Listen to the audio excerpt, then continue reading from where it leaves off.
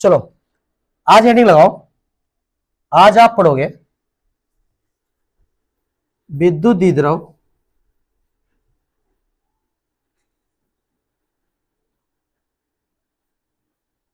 की निरक्षीय,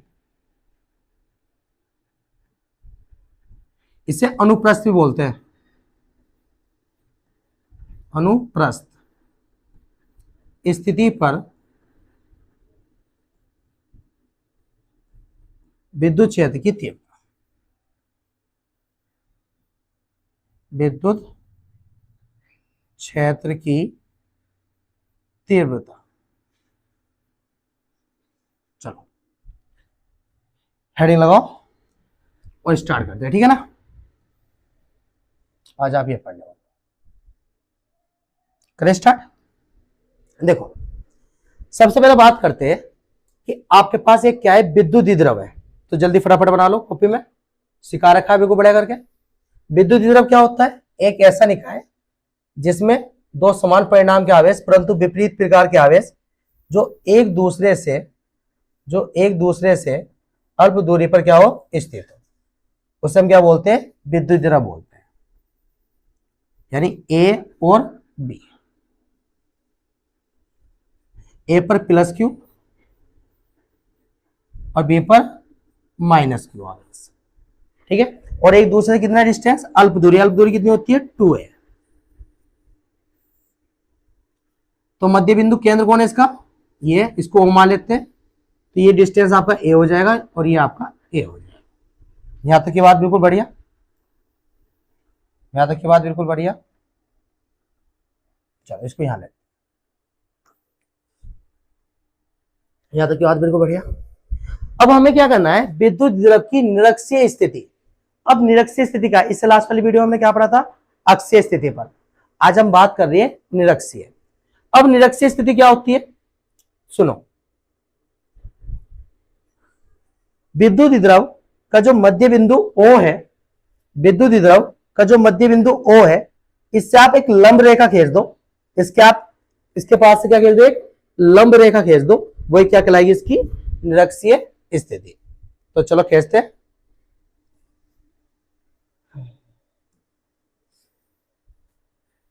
चलो इसके लंब खींचनी है, ठीक है, मध्य बिंदु के।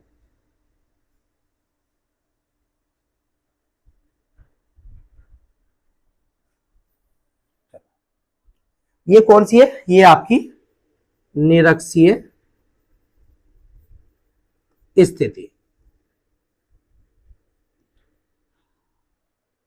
निरक्षीय स्थिति पर स्थित मान लो कोई बिंदु P है,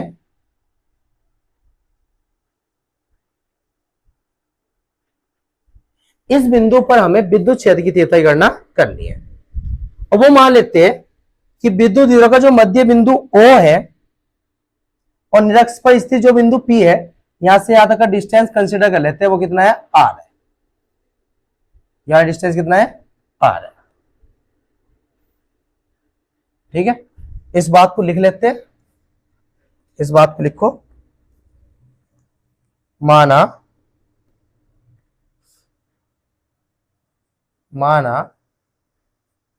विद्युत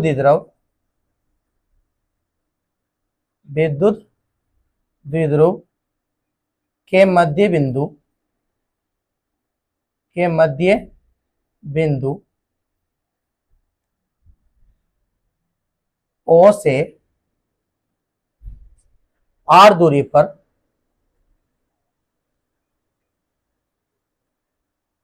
बिंदु P है,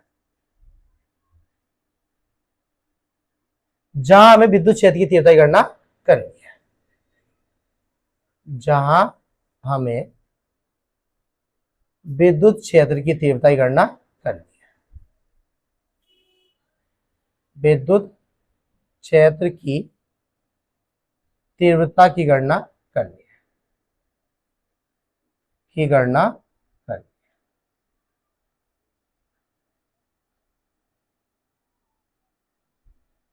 यहां तक की बात बिल्कुल बढ़िया। चलो अब बात आती है कि इस पर विद्युत क्षेत्र लगाएगा कौन।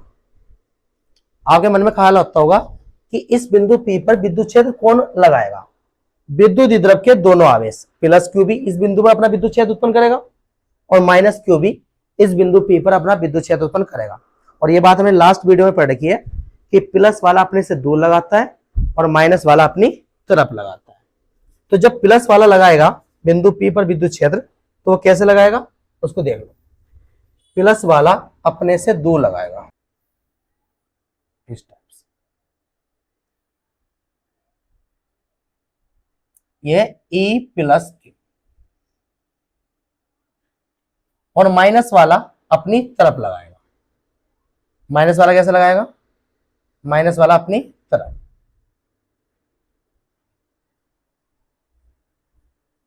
माइनस वाला अपनी तरफ लगाएगा।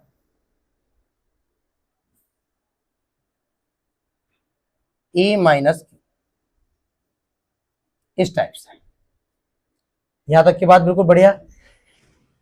तो E प्लस Q के बारे में विचार करें तो E प्लस Q क्या है? अगर मैं E प्लस Q के बारे में बात करूं, E प्लस Q क्या है, तो आप कहोगे सर E प्लस Q आवेश के कारण बिंदु P पर विद्युत क्षेत्र की तीव्रता है। तो इस बात को लिख दो कि E प्लस Q क्या है? प्लस Q आवेश के कारण, प्लस Q आवेश के कारण निरक्ष पर स्थित बिंदु P पर, निरक्ष पर स्थित बिंदु P पर विद्युत क्षेत्र की तीव्रता, विद्युत क्षेत्र की तीव्रता। यही तो है। इसके लिए फॉर्मूला क्या होता है? लास्ट वीडियो में मैंने बता रखा है, ड्राइव भी करा रखा है। जैसे कोई एक आवेश है और इससे r दूरी पर कोई एक बिंदु P है, उस पर आपको विद्युत क्षेत्र की तीव्रता की गणना करनी है। तो उसका फॉर्मूला कितना आता है? KQ/R उसके। याद है या भूल गए? याद होगा, ठीक है ना। कितना आता है? KQ/R उसके। तो यहां से कितना निकल के आएगा हमारा? KQ/R उसके। R क्या होता है? आवेश। देखो Q तो आपका आवेश है, R क्या होता है?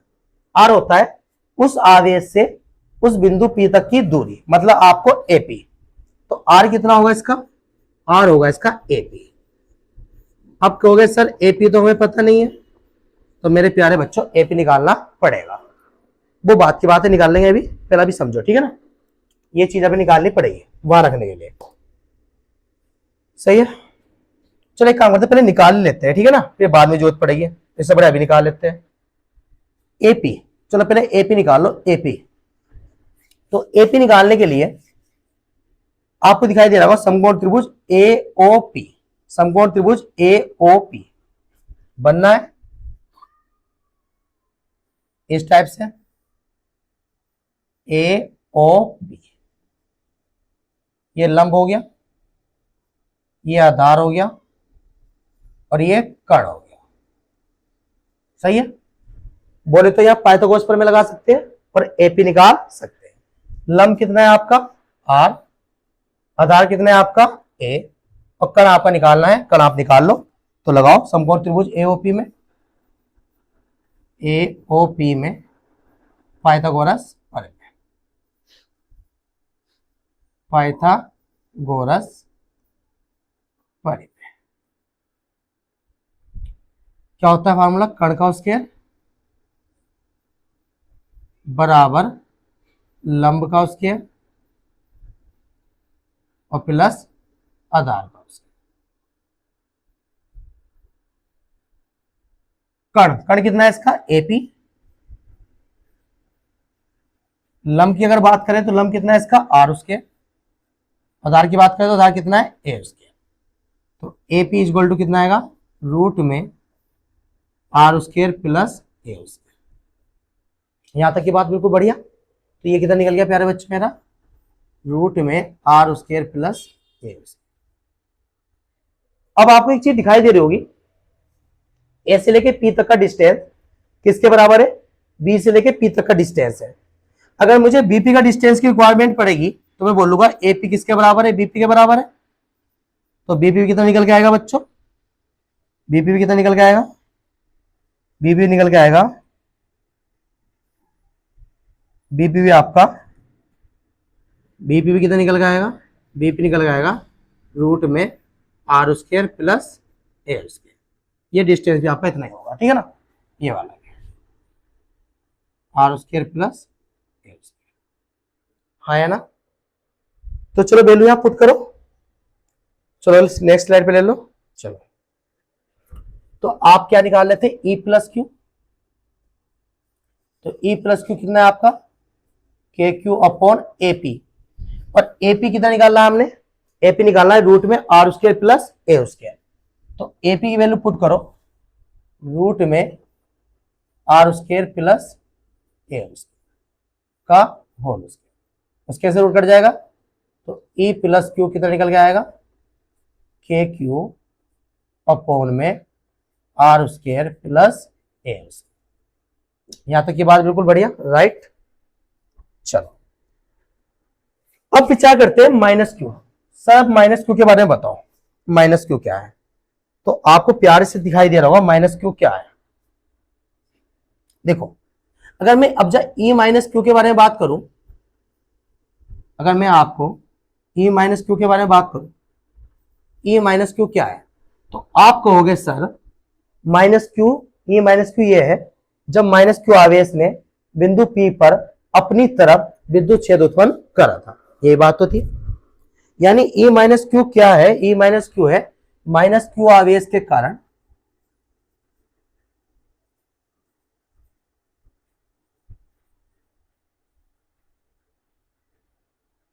निरक्ष पर स्थित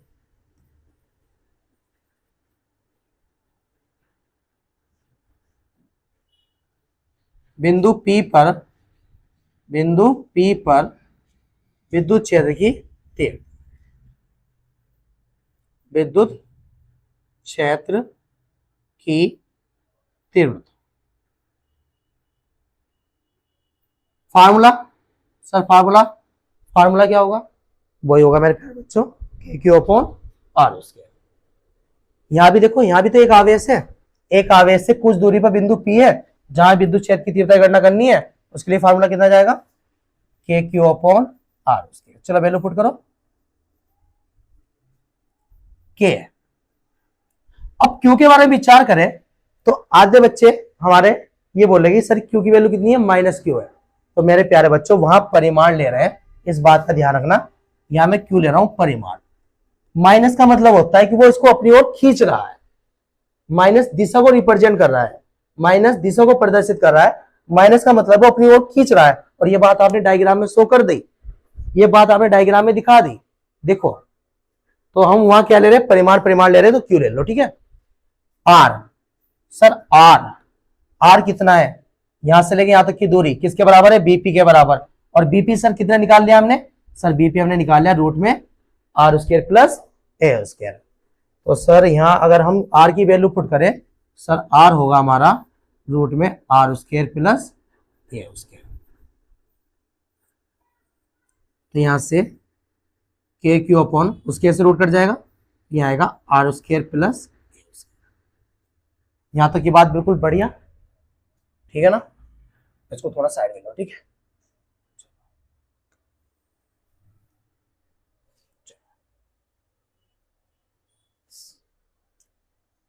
अब एक बात समझो, अब ये काम की बात है, ध्यान रखना, तुम्हारे ये काम की बात है, बहुत इंपॉर्टेंट है। सबसे पहले अगर मैं बात बोलूं कि E प्लस क्यू और E माइनस क्यू, इन दोनों की बात करूं, E प्लस क्यू और E माइनस क्यू परिमाण में बराबर है। कैसे बराबर है, चेक करो। E प्लस क्यू भी k q upon r square plus a square आया है, और E माइनस क्यू भी k q upon r square plus a square आया है, परिमाण में बराबर है। दिशा में अगर बात करें तो ये इस डायरेक्शन में है, ये इस डायरेक्शन में, दिशा में क्या है, भिन्न है। तो तब हमें इसकी परिणामी तीव्रता अगर चाहिए, अगर इसकी परिणामी तीव्रता आपको चाहिए, तो आप यहां देखो कि आपका E प्लस क्यू इस डायरेक्शन में है और E माइनस क्यू इस डायरेक्शन में। परिणामी तीव्रता निकलेगी बीच में से E। परिणामी तीव्रता निकलेगी बीच में से E। सही है, यहां तक की बात बढ़िया। अब यहां से हमें एक बात ध्यान रखना है, जो E प्लस क्यू है, जो आपका E प्लस क्यू है, अब इसके क्या करने पड़ेंगे, हमें खर्च करने पड़ेंगे। कैसे करेंगे? इसके खर्च दो तरीके से होंगे, एक तो होंगे ए बी के लंबवत और एक होगा ए बी के समांतर। ए बी के लंबवत और ए बी के समांतर खर्च करने का एक तरीका होता है मेरे प्यारे बच्चों। अगर याद ना हो तो एक बार देख लो, 11th क्लास में आपने पढ़ रखा है। जैसे मान लो आपके पास ये ए है, बीच में से ए निकल रहा है और ये थीटा है, ये थीटा है, ठीक है। अगर आप इसको थीटा की तरफ लेके जाओगे, अगर आप इसको थीटा की तरफ लेके जाओगे तो थीटा की तरफ इसका जो खर्च आएगा वो आएगा ए कोस थीटा, और थीटा के जब विपरीत लेके जाते हैं तो वो कितना आता है, ए साइन थीटा। थीटा की तरफ क्या आने वाला है, कोस आने वाला है, थीटा के विपरीत क्या आता है, साइन आता है। ये बात हमने माइंड में रखो, 11th क्लास का कॉन्सेप्ट है, ठीक है। चैप्टर नंबर 3 में पढ़ाया जाता है फिजिक्स में।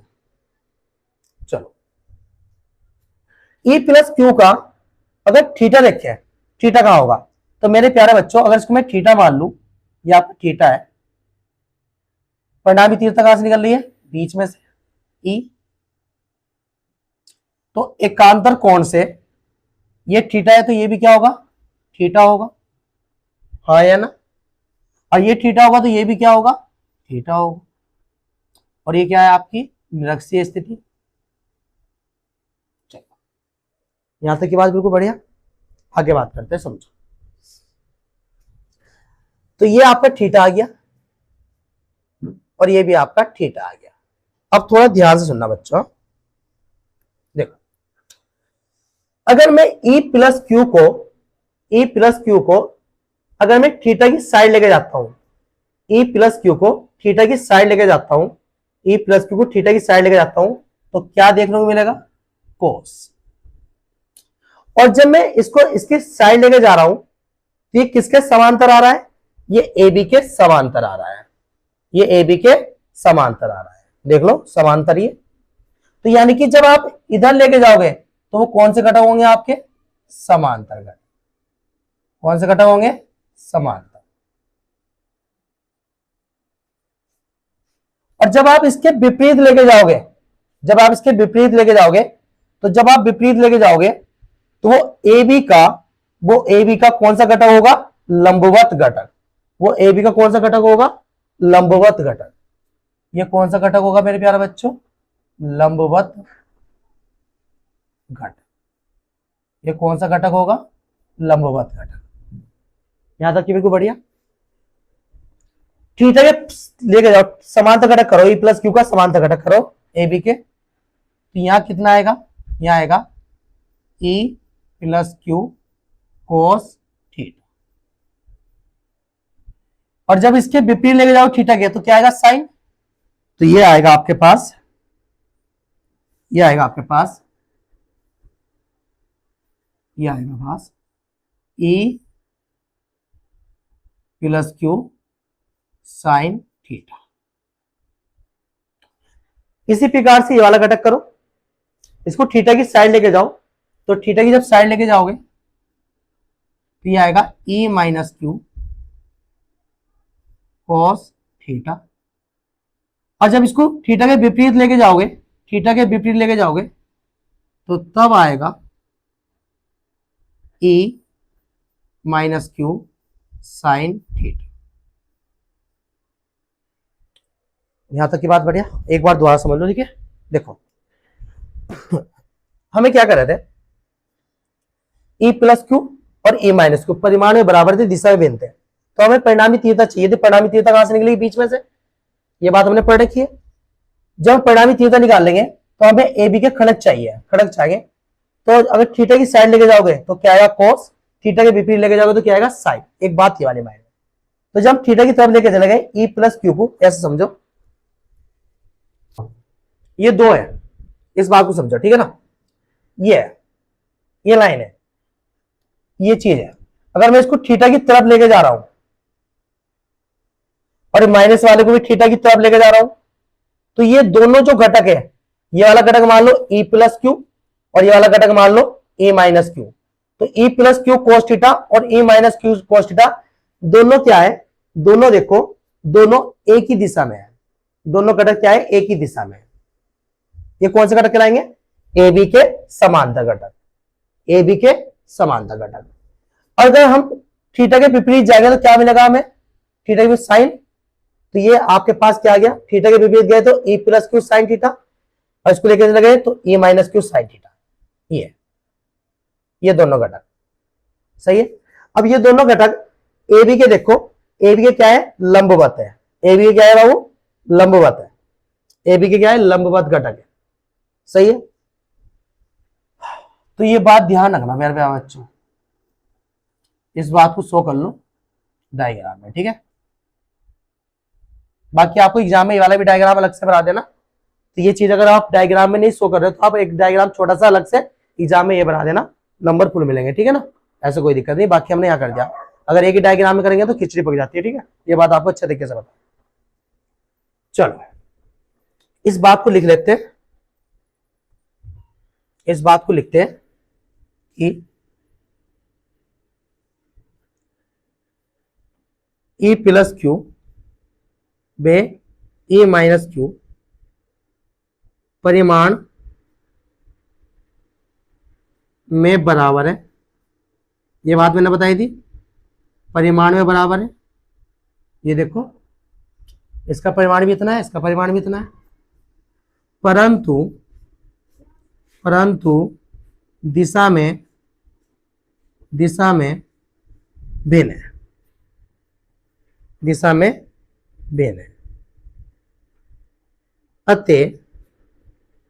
अतः ई प्लस क्यू बे E minus q A B के लंबवत वे समांतर घटक करने होंगे। सही बात है बच्चों, वो घटक हमने करे, ई प्लस क्यू बे E minus q A B के लंबवत घटक, लंबवत घटक कौन कौन से थे, ध्यान से देखो, लंबवत घटक कौन कौन से है, लंबवत घटक है e plus q sine theta और ई माइनस क्यू साइन थीटा। तो ई प्लस क्यू क्या है, ई प्लस क्यू का है e plus q sine theta वे e minus q sine theta. एक दूसरे के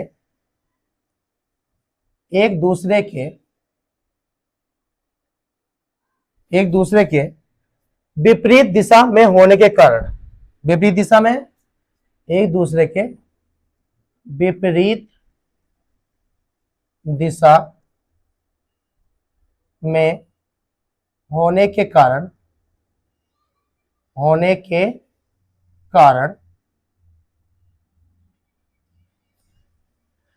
अपनी परिणामी विद्युत क्षेत्र की तीव्रता क्या कर देंगे, वो निरस्त कर देंगे।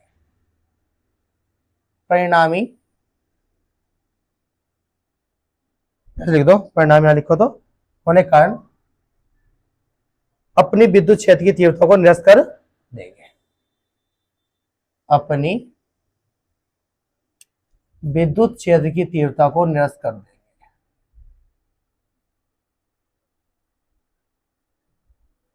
की तीव्रता को निरस्त कर देंगे, निरस्त कर देंगे। जबकि E प्लस क्यू और E माइनस क्यू का जो समांतर घटक है, ए बी का जो समांतर घटक है वो कौन सा है, A plus q cos theta और E minus q cos theta. जबकि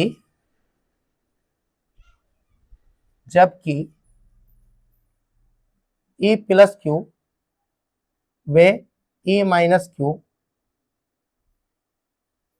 ए बी का समांतर घटक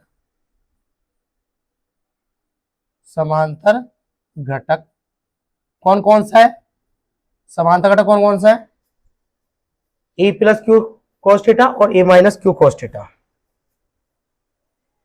ए प्लस क्यू कोस थीटा व ए माइनस क्यू कोस थीटा एक ही दिशा में होने के कारण, एक ही दिशा में, देख लो एक ही दिशा में, दोनों एक ही दिशा में होने के कारण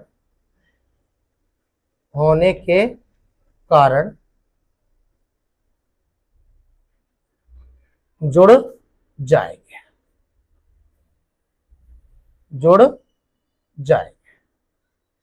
मतलब अगर परिणामी तीव्रता की बात करूं तो बिंदु P पर जो परिणामी तीव्रता आएगी, वो किसकी आएगी, ओनली ए प्लस क्यू कोस थीटा और ए माइनस क्यू कोस थीटा की, ठीक है ना।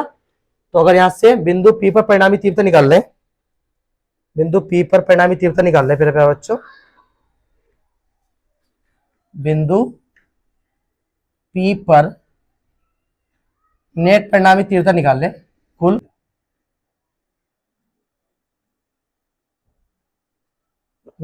क्षेत्र की तीव्रता,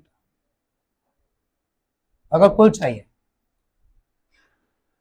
तो वो कैसे निकलेगी, दोनों की परिणामी तीव्रता जुड़ जाएगी, ए प्लस क्यू कोस थीटा और प्लस ई माइनस क्यू कोस थीटा। सही बात है। अब मेरे प्यारे बच्चे एक बात समझो, आपको पता है कि E प्लस क्यू और E माइनस क्यू, ये रहा, E प्लस क्यू भी परिणाम और E माइनस क्यू भी परिणाम में क्या है, बराबर है। यानी मैं बोल सकता हूं परिमाण में अगर देखो तो E प्लस क्यू बराबर है E माइनस क्यू के, किस बारे में, वो परिमाण में, ना कि दिशा में। परिमाण में बराबर है, परिमाण में दोनों बराबर है, दिशा में भिन्न है, ठीक है ना। परिणाम में बराबर है तो इसको मैं कंसिडर कर लेता हूं E, क्या मान लिया मैंने, E मान लिया। ये नेट है, इसको नेट लिख दो, ई नेट, ये नेट है, कभी दोनों ई हो जाए। ई प्लस क्यू को मैंने ई मान लिया, ई कोस थीटा, और प्लस की कितना हो गया, ई कोस थीटा, दोनों सेम है। तो ई नेट कितना निकल के आएगा, एक और एक दो, 2e cos theta, value put करो, e net is equal to 2e, कोई भी एक परिणामी तीव्रता उठा के रख दो, कितनी है, के क्यू अपॉन में r square plus a square into में कोस थीटा की वैल्यू। अब कोस थीटा की वैल्यू हमने निकाल नहीं रखी, तो सिंपल सी बात है, कोस थीटा की वैल्यू निकाल लो, समय आ गया कोस थीटा निकालने के लिए। अब कोस थीटा कहां निकाल लोगे, देखो यहां सुनो मेरी बात। अब आपको जब आप फेयर में नोट कर रहे होंगे तो मेरे प्यारे बच्चों इसके बाद नोट करना है, ठीक है ना, इसके बाद। तो कोस थीटा निकालोगे समकोण त्रिभुज एओपी में, तो समकोण त्रिभुज एओपी में कोस थीटा फार्मूला क्या होता है, आधार बटे कर्ण, कोस थीटा इक्वल टू होता है आधार बटे कर्ण। तो मेरे प्यारे बच्चों आधार कर्ण देखे तो आधार कितना है आपके पास, ए, और कर्ण कितना है आपका, रूट में r square plus a square, सही है। तो कोस थीटा कितना निकल के आया, ए अपॉन रूट में r square plus a square, value put करो तो ये निकल के आ गया ए अपॉन रूट में r square plus a square. यहां तक की बात बताओ, यहां तक की बात बिल्कुल क्लियर। चलो अब बची कैलकुलेशन, वो करते हैं, यही देखो अभी, ठीक है। ई नेट, या ई नेट ला तो ई निरक से लिख दो, ठीक है ना, या नेट ना लिखे तो निरक से भी लिख सकते हो, ठीक है ना, ये बात ध्यान रखना, ठीक है, निरक से वाले भी लिख सकते हो। के ऐसा कैसे ही, ये 2QA 2QA मैंने एक साथ लिख दिया, upon r square plus a square bracket में रूट का मान कितना होता है 1/2, तो मैंने रूट को खोल लिया, r square plus a square 2, ठीक है ना। नेक्स्ट स्लाइड पे ले लो बजा। अब ई नेट या ई निरक से लिख लो, ठीक है, ई निरक से भी लिख लो या ई नेट लिख लो, तुम्हारी मर्जी है, ठीक है। ई निरक से पे चेक कर रहे हो कि आपको पता है कि पी पी क्या होता है, विद्युत द्विध्रुव आघूर्ण, विद्युत द्विध्रुव आघूर्ण बराबर क्या होता है 2QA, ये बात हमने लास्ट वीडियो में पढ़ा रखी है। तो 2QA किसके बराबर होता है, विद्युत द्विध्रुव आघूर्ण, इसको हम पी लिख सकते हैं, तो इसको लिख दिया मैंने पी, क्या लिख दिया पी, के पी अपॉन नीचे क्या चल रहा है, नीचे चल रहा है r square plus a square, इस बात को भी लिख देते हैं r square plus a square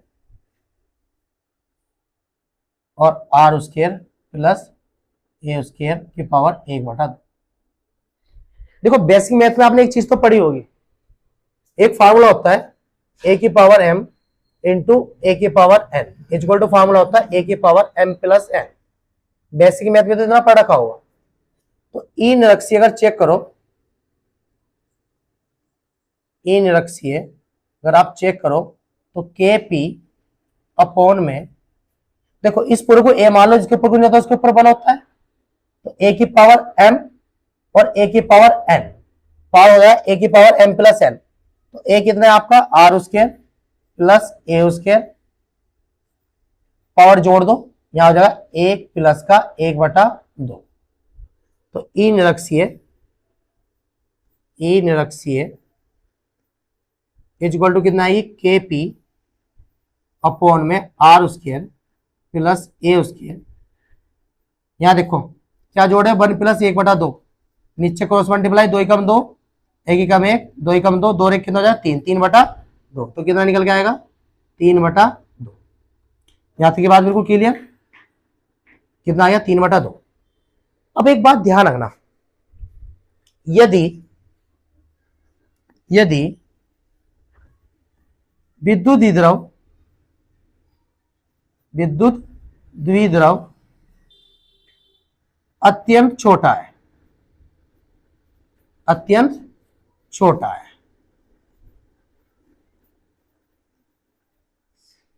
यानी कि जो ये विद्युत द्विध्रुव है, ये अत्यंत छोटा है, तो ये ए बहुत छोटा होगा इस आर के सामने, आर बहुत बड़ा हो जाएगा, ए बहुत छोटा होगा इस आर के सामने। ये बात अगर आपको समझ में नहीं आ रही तो एक बार ध्यान से सुन लो, एक बार और देख लो मेरे प्यारे बच्चे, सुनो। अगर मैं विद्युत द्विध्रुव बहुत छोटा लेता हूं, इधर लेता हूं, मान लिया मैंने बहुत छोटा ले लिया, तो यहां से अगर मैं निरक्ष जब इसकी खींचूंगा तो जो ये ए है ये इस आर की तुलना में क्या होगा, बहुत छोटा होगा। ये जब की बात है जब विद्युत द्विध्रुव बहुत छोटा है, अगर विद्युत द्विध्रुव बहुत बड़ा होगा तब ए आर के सामने छोटा नहीं माना जाएगा, ये बात ध्यान रखना। ये जब बात है जब विद्युत द्रव्य क्या है, अत्यंत छोटा है, तो जब मैं बोल सकता हूं कि आर बड़ा होगा बहुत किससे, ए से, तो आर स्क्वायर भी बड़ा होगा किससे, ए स्क्वायर से।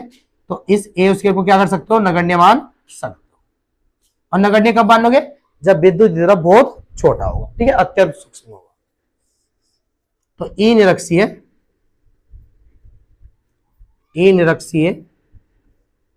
इज इक्वल टू के पी अपॉन आर स्क्वायर, ये पूरा 0 हो जाएगा, यहां 3/2। तो ई निरक्षीय इज इक्वल टू के पी, नीचे क्या बचेगा आर की पावर 2 की पावर 3/2, बाहर ले जाओ इसको, तो यहां से ई निरक्षीय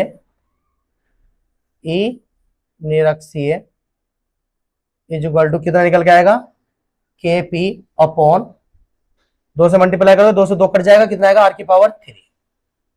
सही है, इसका के का मान पुट कर लो, करना चाह रहे हो तो के का मान अगर आप पुट करना चाह रहे हो तो कर लो। तो कितना निकल के आएगा बच्चों, 1/4 pi epsilon nought p upon r के पावर, इतनी आपको देखने को मिलती है निरक्ष पर विद्युत क्षेत्र की तीव्रता। यहां तक की बात बिल्कुल बढ़िया। अभी और बात करेंगे, ठीक है।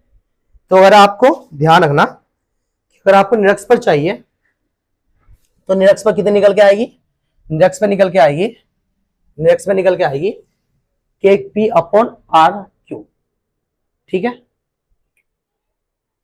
अगर इसका आपको सदिश रूप लिखना है तो कैसे लिखोगे मेरे प्यारे बच्चों, सदिश रूप लिखना है तो आप कहेंगे सर सदिश रूप लिखने के लिए परिमाण चाहिए और दिशा चाहिए, सदिश रूप लिखा जाएगा सर। मैंने कहा चलो परिमाण तो आपने निकाल लिया, मैं बोलता हूं परिमाण तो आपने निकाल लिया, परिमाण निकाल लिया इसका 1/4 pi epsilon nought p upon r q, परिमाण आपका ये रहा, इसका सदिश रूप लिख रहे हैं, ठीक है, विद्युत क्षेत्र का। अब इसकी दिशा चाहिए सर, दिशा का क्या करें, दिशा, दिशा इस ई की दिशा चाहिए, इस ई की दिशा चाहिए सर। ई की दिशा तो हमें डायरेक्ट दिखाई नहीं दे रही है मेरे प्यारे बच्चों। अगर एक चीज देखो तो आपको एक चीज दिखाई दे रही होगी, आपको विद्युत द्विध्रुव की दिशा दिखाई दे रही होगी सर। हाँ, विद्युत द्विध्रुव की दिशा तो हमें पता है, विद्युत द्विध्रुव की दिशा में ये पता है, जैसे मान लो कोई ए बी है, ए और बी है, ए पर प्लस क्यू है, बी पर माइनस क्यू है, और विद्युत द्विध्रुव की दिशा कैसे आती है, विद्युत दिशा होती है माइनस क्यू आवेश से प्लस क्यू आवेश की, माइनस क्यू आवेश से प्लस क्यू आवेश की, इस टाइप से ये दिशा होगी। ये किसकी दिशा है, विद्युत द्विध्रुव आघूर्ण की दिशा है, सही है। किसकी दिशा है, विद्युत द्विध्रुव आघूर्ण की दिशा। परंतु विद्युत द्विध्रुव आघूर्ण की दिशा को अगर आप प्रदर्शित करते हो तो हमने फिजिक्स में एक चीज बना रखी है, एकांक सदिश। ये बात आपको मैंने पहले ही बताया था। तो अगर मुझे इस पी वेक्टर की इधर डायरेक्शन में कोई दिशा बतानी है तो इस पी के ऊपर क्या लगा दूंगा मैं, कैप लगा दूंगा, तो मतलब ये इसकी दिशा बताने का काम करेगा। ये बात समझ में आ रही सर। इससे हमारा क्या फायदा, हमें तो दिशा ये वाली चाहिए, विद्युत क्षेत्र की दिशा तो ऐसी है, आप तो सर इस डायरेक्शन में दिशा दे रहे हो। तो मेरे प्यारे बच्चों अगर इसके आगे आप माइनस लगा दोगे, इसके आगे आप माइनस लगा दोगे तो ये दिशा किसकी कहलाएगी, अब जा ये दिशा आप ऐसे ना होके ये दिशा अब ऐसे हो जाएगी, ये दिशा ऐसे ना होके ये दिशा अब ऐसे हो जाएगी, और वही दोनों दिशा किसकी होगी, विद्युत क्षेत्र की डायरेक्शन। यानी कि मैं माइनस पी कैप को विद्युत क्षेत्र ई की दिशा के लिए यूज कर सकता हूं। अगर मुझे दिशा चाहिए तो मैं यहां क्या लगा दूंगा, माइनस पी कैप। यहां तक की बात बिल्कुल बढ़िया, हाँ या ना। माइनस बाहर ले लो, इसको ऐसे भी लिख सकते हो, E vector is equal to 1/4 pi epsilon nought p upon r q, minus बाहर ले लो और यहां कितना आएगा, पी वेक्टर। कभी कभी एमसीक्यू में ऐसे लिखा हो जाता है मेरे बच्चों, देखो सुनो, आपको पता है, यहां देख लो, यहां देखो, आपको पता है जैसे कोई सदिश लिखना है तो सदिश लिखने क्या चाहिए, उसका परिमाण और उसकी दिशा, सही बात है बाबू। कभी कभी हम परिमाण को ऐसे भी लिख सकते हैं, पी और पी कैप, दिशा ऐसा, परिमाण को पी से रिप्रेजेंट कर सकते हैं। तो मेरे प्यारे बच्चों पी क्या है, परिमाण है, और पी कैप क्या है, उसी की दिशा है।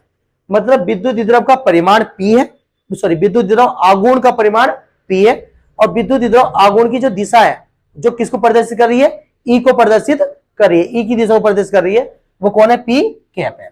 तो इसको मैं वेक्टर में कैसे लिख सकता हूं, पी वेक्टर।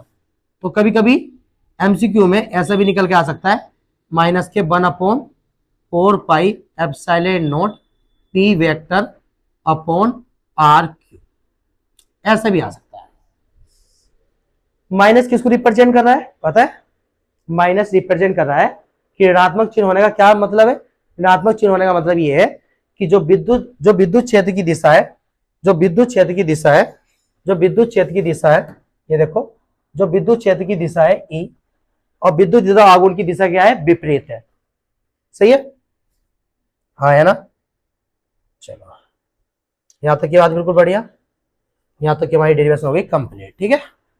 अब नेक्स्ट में मिलते हैं हम, जहां हम एक समान विद्युत क्षेत्र में द्विध्रुव आघूर्ण के बारे में हम क्या करेंगे, चर्चा करेंगे। तो मिलते हैं नेक्स्ट वीडियो में।